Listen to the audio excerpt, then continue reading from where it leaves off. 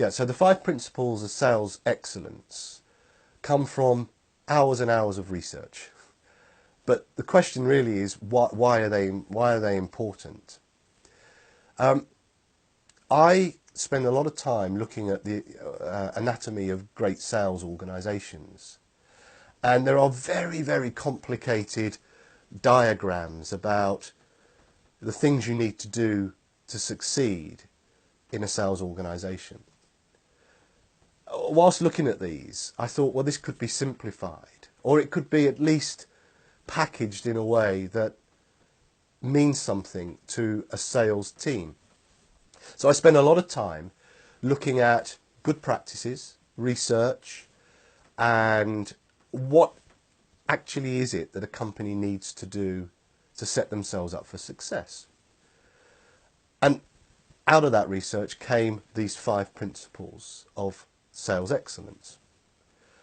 I realised very quickly that if we weren't right at the top of the shop, be that the owner, the C-suite, the board of directors, we were not going to succeed. And part of the ethos of the 5 principles of sales excellence is that if the top table is not advocating sales excellence, there's very little hope for anybody else.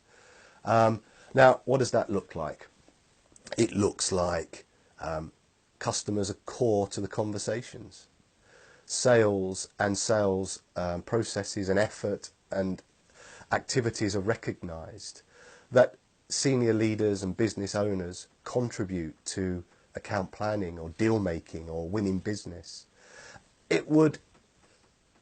It doesn't surprise me anymore, let's put it this way, how many companies, top tables, senior executives don't have that intimacy to customers.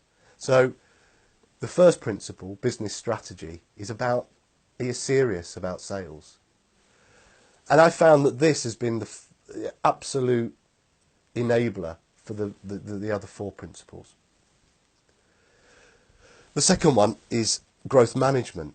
And why is growth management important? Well, people are going to say, well, without growth, there's no company. Well, yeah, to a degree, you're right. But growth management for me is much more than that. Growth management for me is about, are targets set meaningful? Are they realistic? Do you have the right frequency of target setting? Are you driving the right pace in your sales effort through targets? Are you creating the right visibility about performance? Are you publishing league tables around performance? So is growth management really at the heartbeat of your performance culture? Then I move into sales leadership, the third one, sales leadership. And this is about your coaches, your sales managers. So are your sales managers, and this is what I've learnt, that companies are very quick at pulling in sales managers from the road to join meetings to get sales validation.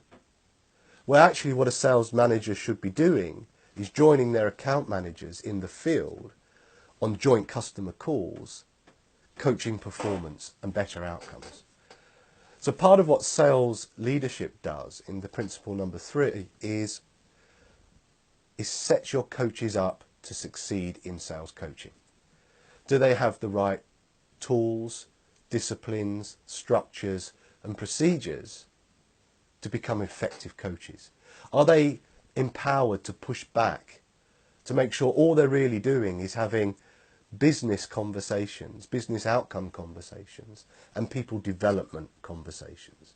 They're actually the 2 things I look for sales coaches and sales leaders to do, those 2 things. Then as we move out of sales coaching into the sales principle number 4, this is about sales execution. So you might want to call this when the rubber hits the road.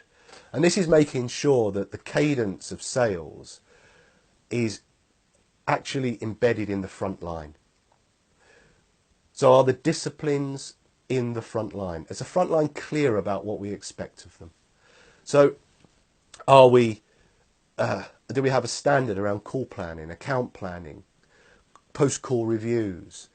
Do we have weekly sales team meetings? Do we have weekly calls to set up the following week, helping the account manager navigate through challenges and obstacles they have? So is the sales execution part really tight and as effective as it can be? The fifth one that I found important in all my research was then pipeline management.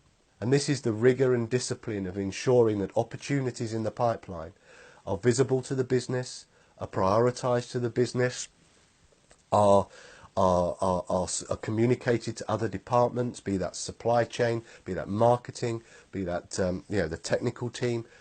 Are prospects, opportunities actually visible and known in the business? So they're the 5 areas that my sort of research and my sort of Steve Knapp sales excellence focuses in on. And I've implemented them in some of the biggest, one of the biggest companies in the world. Shell use those. I've now used them in other organisations, and these fundamentally are the pieces that set companies up to succeed.